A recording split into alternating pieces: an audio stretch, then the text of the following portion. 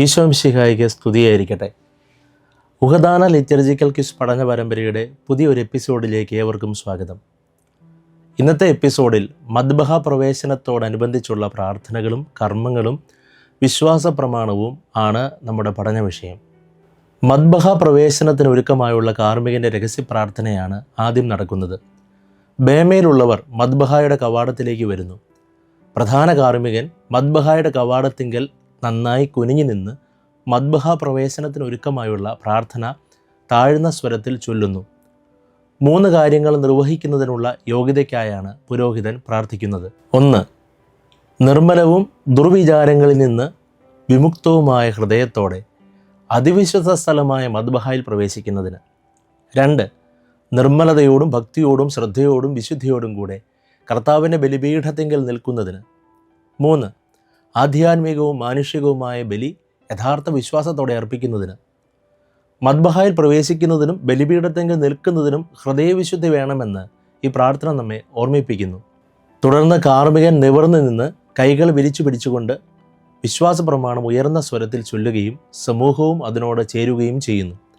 നിക്യ Constantinople വിശ്വാസ പ്രമാണമാണ് കുർബാനയിൽ നാം ഉപയോഗിക്കുന്നത്. AD 325 നിക്യ സൂനകദോസും AD 381 കോൺസ്റ്റാന്റിനോപ്പിൾ സൂനകദോസും അടിവരയിട്ട് ഉറപ്പിച്ച വിശ്വാസ സത്യങ്ങൾ കോർത്തിണക്കിയതാണ് നിക്യ കോൺസ്റ്റാന്റിനോപ്പിൾ വിശ്വാസ പ്രമാണം. പരിശുദ്ധ തൃത്വത്തിലെ 3 ആളുകളുടെയും സ്വത്വവും ദൗത്യവും ഏറ്റുപറയുന്നതോടൊപ്പം തിരുസഭയിലും മാമോദീസയിലും ശരീരത്തിൻ്റെ ഉയിർപ്പിലും നിത്യജീവിതത്തിലുമുള്ള വിശ്വാസവും വിശ്വാസ പ്രമാണത്തിലൂടെ നാം ഏറ്റുപറയുകയാണ്. തൃത്വത്തിലെ ഒന്നാമത്തെ ആളുടെ സ്വത്വം സർവശക്തനും പിതാവും ഏകദൈവവുമായിരിക്കുന്നു എന്നുള്ളതാണ്. അവിടുത്തെ ദൗത്യം സകലത്തിൻ്റെയും സൃഷ്ടാവായിരിക്കുന്നു എന്നതാണ്. തൃത്വത്തിലെ രണ്ടാമത്തെ ആളുടെ സ്വത്വം ഇനി പറയുന്നവയാണ്. 1. അവൻ ദൈവത്തിൻ്റെ ഈഹിതായ അഥവാ ഏകജാതനാണ്. 2. യുഗങ്ങൾക്കെല്ലാം മുൻപ് പിതാവിൽ നിന്ന് ജനിച്ചവനാണ്. 3. സൃഷ്ടിക്കപ്പെടാത്തവനാണ്. 4. ഏകകർത്താവായ ഈശോ മിശിഹായാണ് അവൻ. 5. സത്യദൈവത്തിൽ നിന്നുള്ള സത്യദൈവമാണ്. 6. പിതാവിനോടുകൂടെ ഏകസത്തയാണ്. പുത്രൻ തമ്പുരാൻ മനുഷ്യരക്ഷയ്ക്കായി നിർവഹിച്ച ദൗത്യങ്ങളാണ് പിന്നീട് ഏറ്റുപറയുന്നത്. 1. അവൻ റൂഹാദ് കുദിശയാൽ കന്യകാമറിയത്തിൽ നിന്ന് ശരീരമെടുത്തു മനുഷ്യാവതാരം ചെയ്തു. 2.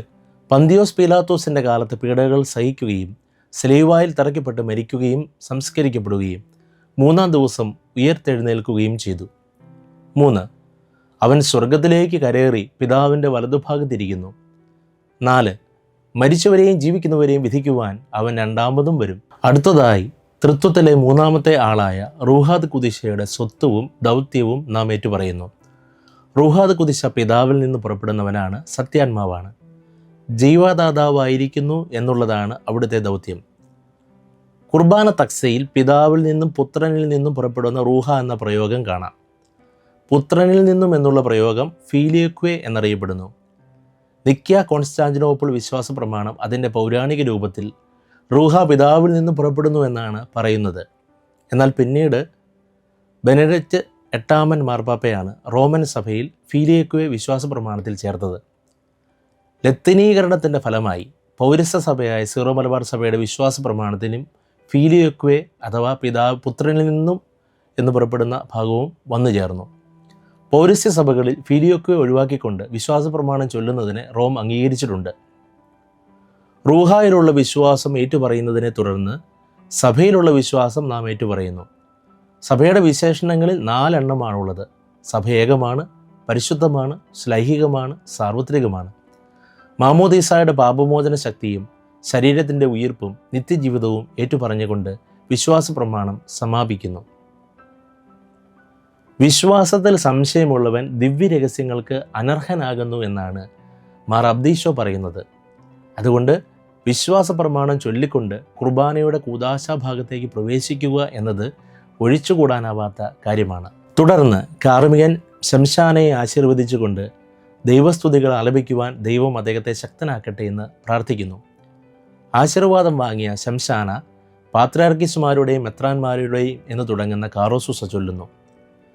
മരിച്ചുപോയ സഭാംഗങ്ങളെ അവരുടെ ശുശ്രൂഷാക്രമം അനുസരിച്ച് അനുസ്മരിച്ചുകൊണ്ട് നമ്മുടെ ആധ്യാത്മിക ഉപവി പ്രകടമാക്കുന്നു. മരിച്ചവരോട് കൂടെ ജീവിക്കുന്നവരായ ഈ ആരാധനാ സമൂഹത്തിൻ്റെ സഹായത്തിനും രക്ഷയ്ക്കും സ്വർഗരാജ്യത്തിൽ നിത്യജീവിതത്തിനും ഈ കുർബാന കാരണമാകട്ടെ എന്ന പ്രാർത്ഥനയോടെ കാറോസൂസ സമാപിക്കുന്നു. എല്ലാ വിശുദ്ധ കുർബാന അർപ്പണവും ജീവിച്ചിരിക്കുന്നവർക്കും മരിച്ചവർക്കും വേണ്ടിയുള്ളതാണ് എന്ന സന്ദേശമാണ് ഈ കാറോസൂസ നമുക്ക് നൽകുന്നത്. മിശംശാന കാറോസൂസ ചൊല്ലുന്ന സമയത്ത് കാർമികൻ 3 പ്രാവശ്യം ആചാരം ചെയ്ത് ബലിപീഠ പ്രവേശനം നടത്തുന്നു. മാത്തോനിയ എന്ന പേരിലാണ് കാർമികൻ്റെ ഈ ആചാരം ചെയ്യൽ അറിയപ്പെടുന്നത്. തദവസരത്തിൽ കാർമികൻ ചൊല്ലുന്ന പ്രാർത്ഥനയിൽ അയോഗ്യനായിരുന്നിട്ടും മിശിഹായുടെ ബലിയർപ്പിക്കുവാൻ യോഗ്യനാക്കിയതിനുള്ള നന്ദി ദൈവത്തിനർപ്പിക്കുന്നു. കൂടാതെ വിശുദ്ധ കുർബാനയുടെ ആധ്യാത്മിക ഫലങ്ങളായ കടങ്ങളുടെ പൊറുതി, പാപങ്ങളുടെ മോചനം, ആത്മാക്കളുടെ രക്ഷ, ലോകം മുഴുവൻ്റെയും അനുരഞ്ജനം, എല്ലാ സഭകളുടെയും സമാധാനവും ശാന്തിയും ഈ പ്രാർത്ഥനയിൽ പരാമർശിക്കപ്പെടുന്നു. മാർ തേദോറിൻ്റെയും മാർ നെസ്തോറീസിൻ്റെയും കൂദാശക്രമങ്ങളിൽ ബലിപീഠ പ്രവേശനത്തിന് വ്യത്യസ്തമായ പ്രാർത്ഥനകളാണുള്ളത്. കാർമികൻ 3 പ്രാവശ്യം ആചാരം ചെയ്ത് ബലിപീഠത്തെ സമീപിക്കുന്നത് നമ്മുടെ കർത്താവ് 3-ാം ദിവസം ഉയർത്തെഴുന്നേറ്റ് മനുഷ്യവർഗം മുഴുവനും രക്ഷ അറിയിച്ചതിൻ്റെ പ്രതിരൂപമാണെന്ന് മാർ അബ്ദീശോ പഠിപ്പിക്കുന്നു. ബലിപീഠത്തെ സമീപിക്കുന്ന വൈദികൻ അതിൻ്റെ മധ്യത്തിലും ഇടത്തെ അറ്റത്തും വലത്തെ അറ്റത്തും ആചാരം ചെയ്ത് സ്നേഹപൂർവ്വം ചുംബിക്കുന്നു. മാർ നർസായിയുടെ വ്യാഖ്യാന പ്രകാരം ഈ ചുംബനം സൂചിപ്പിക്കുന്നത് അധരങ്ങൾ വഴി വിശുദ്ധീകരണം ലഭിക്കുമെന്ന കാർമികൻ്റെ പ്രതീക്ഷയെ ആണ്. കാർമികനോടൊപ്പം വിശ്വാസം ഏറ്റുപറഞ്ഞ് വിനീതരായി നമുക്കും മനസ്സുകൊണ്ട് അതിവിശുദ്ധ സ്ഥലത്ത് പ്രവേശിക്കാം. അങ്ങനെ വിശുദ്ധ ബലിപീഠത്തോട് ഹൃദയം ചേർത്ത് വെച്ച് നമുക്ക് സ്നേഹത്തിൻ്റെ ഈ കൂദാശ അർപ്പിക്കാം. നെസ്തംബഹ് ഈശോ മിശിഹ.